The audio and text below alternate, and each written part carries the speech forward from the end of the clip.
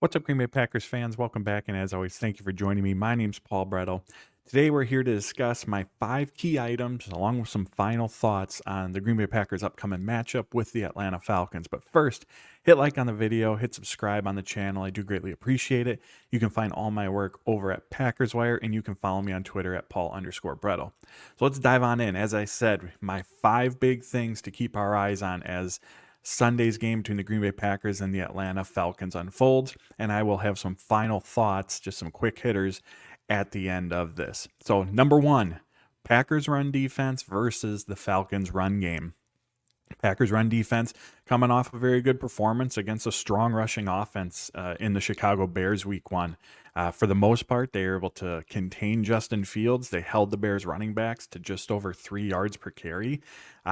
Looked a lot faster. The entire defense was swarming to the football. As I talked about in a previous video, the Packers unloaded a ton of stunts post-snap movement against the Bears. But this unit is once again going to be tested here in week 2 because make no mistake about it, this Atlanta Falcons team, they absolutely want to run the football. Week 1 against the Panthers, Tyler Algier, Bijan Robinson combined for 25 carries, 2 touchdowns, and together they average 5.3 yards per rush. It's also worth noting that Cordell Patterson is no longer on the injury report. Looks like he is going to play on Sunday after missing week 1. As we know, someone who can very much make defenders miss as a ball carrier. He averaged 4.8 yards per carry with Atlanta in 2022. Throughout the week, Matt LaFleur has talked about how difficult Robinson, Algier, and of course Patterson are to bring down, and we saw that in that first game that the Falcons played against the Panthers. Algier's 5 missed tackles forced were the second most among all running backs in week 1, and both players finished in the top 15, again, among all running backs in average yards after contact. It's always important. Tackling's always important, but again, Packers are going to have that same swarming to the ball mentality that they had against Chicago if they're going to find some success in this game against the Falcons' run offense, I should say. Prior to the Bears game, Kenny Clark said priority number 1 was stopping the Bears run game. And I haven't talked to him, since then, but I'm going to guess, I imagine that it's the same thought process for this Packers defense. Because if you can do that, it's going to put this Falcons offense in second and long, third and longs, predictable passing situations. And we'll touch on it more here in a second, but they like to rely on the quick passing game. That makes that less effective. You're putting more of the onus on Desmond Ridder and that passing game to pick up the first down, to move the chains. So going to be very, very important that the Packers find a way to, and it's going to be a tough one, but find a way to try to limit this Falcons run game, because that is absolutely what they are going to want to do. Next up, how do the Packers defend Kyle Pitts and Drake London? Those are 2 very big play threats that the Falcons have in the passing game. Kyle Pitts, tight end, but essentially a receiver. I believe 60% of his snaps come from the slot, another 20 or 30 from the boundary. So he's lining up out wide to go make pass plays. The challenge here for the Green Bay defense is going to be striking that balance between obviously being mindful of these 2, but again, focusing in on what does this offense want to do. They want to run the ball. They want to utilize the quick passing game.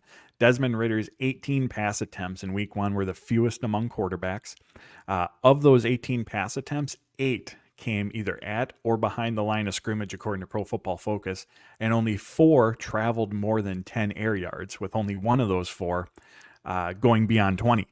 So looking at Pitts, London's performances in week 1 from a stat sheet standpoint, from a receiving standpoint, they played relatively small roles. London had 1 target, no receptions.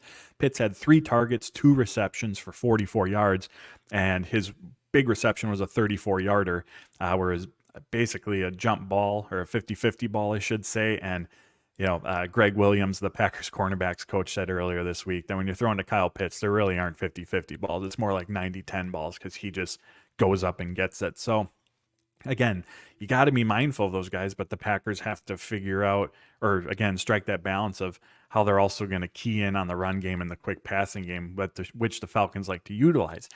Desmond Ridder, he averaged 2.63 seconds average time to throw in week 1, and that was the 9th fastest rate among quarterbacks. Again, the ball's getting out quickly. And when it comes to how they defend this Falcons offense, it's not one or the other. It's not going to be loading up the box to take away the run. And it's also not going to be the opposite of that, where they're playing soft coverage, sitting in cover two all day, just trying to prevent the big play either. It's going to be a combination of the two. And personally, I would like to see the Packers go more aggressive, shrink the field, play closer to the line of scrimmage, more defenders in a smaller area. It bottles things up. It does make running the ball more challenging. It makes, picking up yards after the catch on the quick passing game, because obviously that's a big component to it, more challenging. So I would like to see them take that approach, force Ritter to beat them with his arm. And, if he connects on a big play or two, tip your cap and make the adjustments that you need to make. But, you know, to me, the Packers need to see from this Falcons offense, one, even a willingness to take those shot plays, and two, the ability to connect on them regularly. Because another aspect to this is this Falcons offensive line, while it held up very well as run blockers in the first game, they've shown that they can be susceptible to a pass rush. On those 22 dropbacks that Desmond Ritter had last week, I mean, he was sacked 4 times, even with, for the most part, getting the ball out quickly. But if you're going to be throwing downfield, if there's going to be, longer developing routes that take place, that's more time that the quarterback has to sit back there. That's more opportunities for this Packers pass rush to get after him. And again, if they have that opportunity where the ball's not coming out lightning quick, I think they're going to have the opportunity to create pressures on him. So, again, it's going to be a really fascinating thing to watch, and again, how the Packers go about approaching this aspect of the game. Next up, Packers run game versus the Falcons defensive front. Overall, as we know, very, very good performance from the Packers offense in week one. An area, and I wrote about this, that they will have to improve upon is their run game. As a unit, they averaged just 2.9 yards per rush against the Chicago Bears, and this week they're going up against a much more stout Atlanta Falcons defensive front than what the Bears have. Too much on especially those outside zone runs or toss plays. Bears defenders were just running free into the backfield. On top of that, there were just very, very few running lanes in general for these Packers running backs. I know Aaron Jones was able to average, I think it was 4.6 yards per rush, but honestly, I think that's just a product of Aaron Jones being Aaron Jones and just his ability to create plays, find space on his own. A.J. Dillon, on the other, I believe, averaged under 2 yards per carry in that game.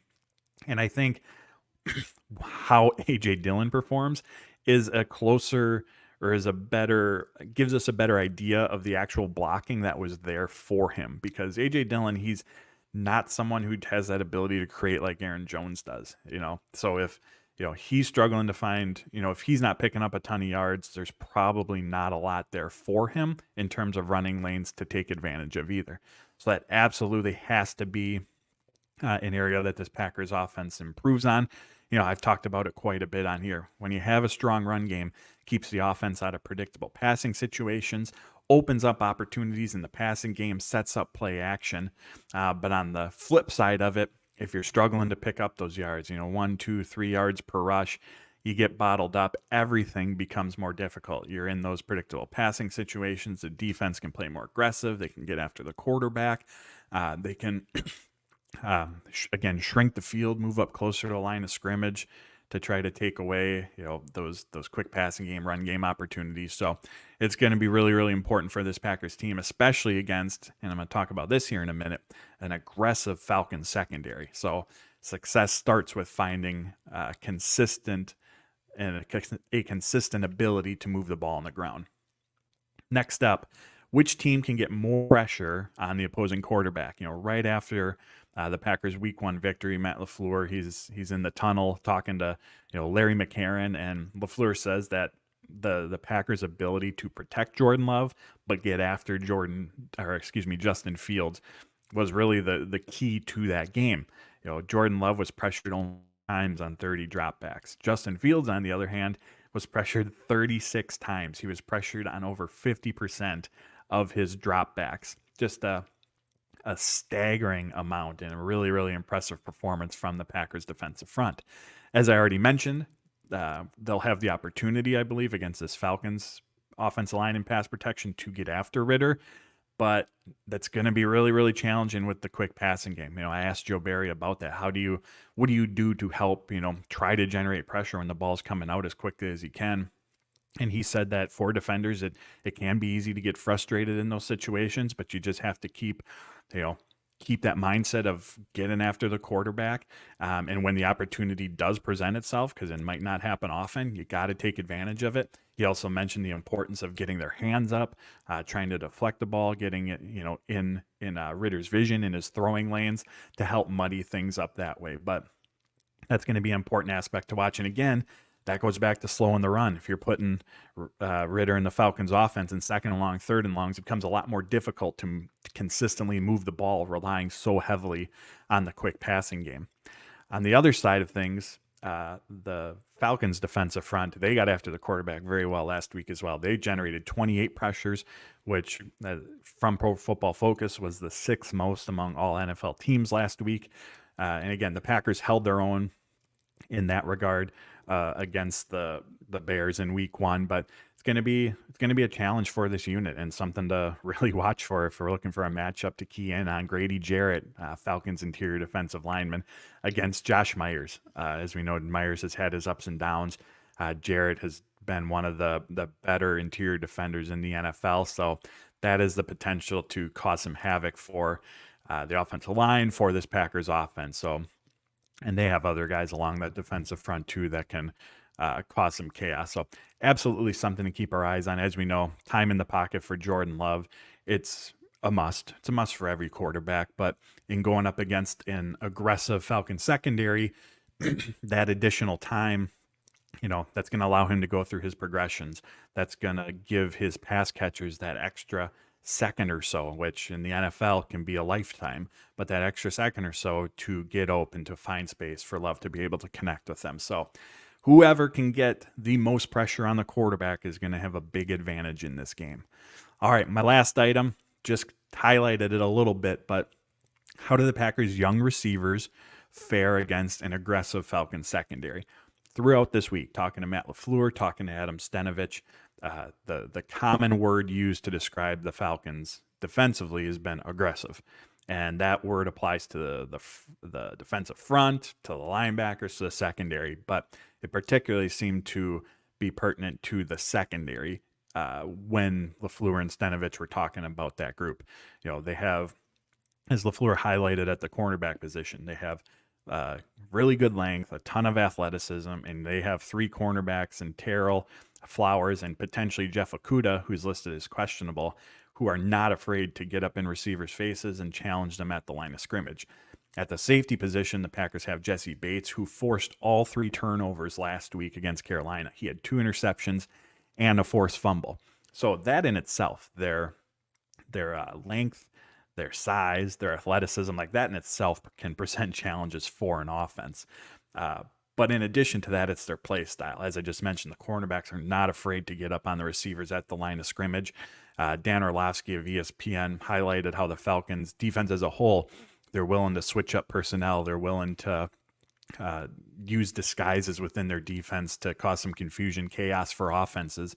And those two elements, that mixing and matching of personnel, some coverage disguises, we saw the Patriots do that against the Packers during joint practices back during training camp. And that really did give the Packers some fits on offense. That's meant to cause some confusion, chaos for an offensive unit. If you're a quarterback and you look up as you're about to take the snap and they're in cover 2, all of a sudden you hit your drop back on your back foot and they're in cover 1, like that changes the whole complexity of the play, where you want to go, what you want to do. So absolutely something to keep our eyes on. Again, back during the summer, the Patriots deployed that, and especially during that second joint practice, really gave Love and the Packers offense fits in the passing game. So something to very much keep our eyes on. As far as how the Packers can combat that, starts with the offensive line. Success on the ground opens up opportunities in the passing game, sets up play action. I alluded to it earlier. Give Love the time he needs. That way he can go through his progressions. He doesn't feel that he has to fit the ball into a tight window. Gives the pass catchers additional time to get open in the passing game. On top of that, continuing to use motion often. Packers use motion at the 5th highest rate in week 1. That's a great way to uh, fight back or combat the defense's ability to disguise their coverages. Because now as the offense, if you're moving guys around, you're forcing the defense to adjust to you, to make last second adjustments, roll, maybe change responsibilities for some of the players. So the offense is doing some of the dictating in that capacity. And and there's a statistical tie between motion and effectiveness against disguised coverages. Last season, the three teams, the Chiefs, the 49ers, and the Dolphins, they used motion at the highest rate last season. They are also the most effective against disguised coverages. And those numbers are from Pro Football Focus. So again, that can be an important aspect to it. Also, just the Packers' versatility and really maximizing that. Moving guys around, different personnel packages, asking guys to take on different responsibilities. We hear Matt LaFleur talk about the illusion of complexity. I know that I've talked about it on here before. And really what that means is it keeps defenses guessing, keeps them off balance, makes it difficult to determine pre-snap what's going to happen. It allows the offense to run a variety of plays from just a few personnel packages. It has plays that start out looking similarly, whether that's from a formation standpoint or even how they begin, but end completely differently. And again, that creates mismatches, gets guys in space, and again, just keeps the defense guessing on what's going to happen. That's the on the field perspective of it. But if we go back to week one, the Packers put out a ton of different looks. Ben Fennell on Twitter, excellent follow, film guru, noted this, that from a formation standpoint or run scheme standpoint, nobody in the NFL in week one put out more looks than the Green Bay Packers did. So how does that impact week two? Well, the Falcons have a ton of film to watch. I asked Jordan Love about it. He says it puts more on film. It's more they have to prepare for. It's more they have to game plan for. And again, it takes away their ability to key in or focus in on one or two items and really try to take that away, because now they have to plan for so much more. So those aspects are how the Packers can fight back against that aggressive Atlanta secondary. So those are my 5 things to keep our eyes on. Now just some quick final thoughts. David Bakhtiari, he's listed as questionable. If he does not play, I would guess that they move Zach Tom to left tackle and Rasheed Walker takes over at right tackle. Zach Tom played some snaps at left tackle last season. That's where he spent his final 2 years in college at Wake Forest. And Rasheed Walker very clearly looked like he jumped Yosh Nijman on the depth chart during training camp. So if that happens, and let's hope Bakhtiari is available, that's my guess on how the Packers go about handling it. Anders Carlson, really, really good last week, 5 for 5 on extra points, nailed a 52-yarder before end of half, but can he do it again? As we all know, the big question with him is consistency. After this summer, I'm still not sure what to expect. I've said on here before, we've seen him go 6 for 6 one day and 1 for 6 the next in practice. So how does he perform in his second game? It goes without saying, but if this offense does not have Aaron Jones, just an absolutely massive, massive loss. He's listed as questionable with a hamstring injury, has not practiced at all this week. Puts more pressure on the offensive line. Again, A.J. Dillon just doesn't have that same ability to create as he does. Emmanuel Wilson would take on a much larger role as the second running back. And honestly, because he just has more, ability to create big plays as a ball carrier compared to A.J. Dillon, I wouldn't be surprised whatsoever if he saw more touches in this game as well. As far as Aaron Jones goes, if they're even on the fence about it, I expect him to be out. When talking about Christian Watson before week one, Matt LaFleur mentioned that they want to be conscious of this being a marathon, not a sprint. They're willing to have a guy out for a game or two if it means, of course, not sustaining a further injury and being out for an even longer period of time. And also, we know how cognizant the Packers are of Aaron Jones' touches, snap counts just throughout the course of the season. Again, so he's available for the long haul. So if there's even an inkling of question or doubt on the Packers side, I would expect Jones to be out this game if that ends up being the case. The Falcons want to run the ball, as I mentioned, but with those deep threats that Kyle Pitts, Drake London have, that combination of those two aspects really, really stresses the safety position most of all. Darnell Savage, Rudy Ford, because they have to be key factors in both those. If Atlanta's running the ball using the quick passing game, those guys got to get downhill. They got to swarm to the ball carrier. They got to fight through blockers. On the other side, they're the last line of defense in the secondary. They got to be there to help out and assist against those downfield pass attempts, to either be there for coverage breakups, or if guys are getting the ball on intermediate deep routes in space, to be there to help tackle. So those guys are really stressed. And safeties coach Ryan Downard was asked about that this week. How do you strike that balance? And he said, really it comes down to disciplined eyes and reading your keys to be able to identify, all right, is it a pass, is it a play? And then going from there in terms of what their responsibilities are. Lastly, I thought Luke Musgrave, Ben Sims, rookie tight ends held up pretty well as blockers in the Packers' first game. So again, it's about consistency, especially for young players. So how do they perform in that capacity this week? And do so against, as we've talked about, a much better Atlanta Falcons defensive front. So there you have it, my friends. Those are my 5 key items to keep our eyes on as this game unfolds on Sunday, along with some final thoughts. I appreciate you tuning in. Hit like on the video, hit subscribe on the YouTube channel. I greatly appreciate it. You can follow me on Twitter at Paul_Brettel, and you can find all my work over at Packers Wire. So until next time, friends, take care, stay safe, and as always, go Pack Go.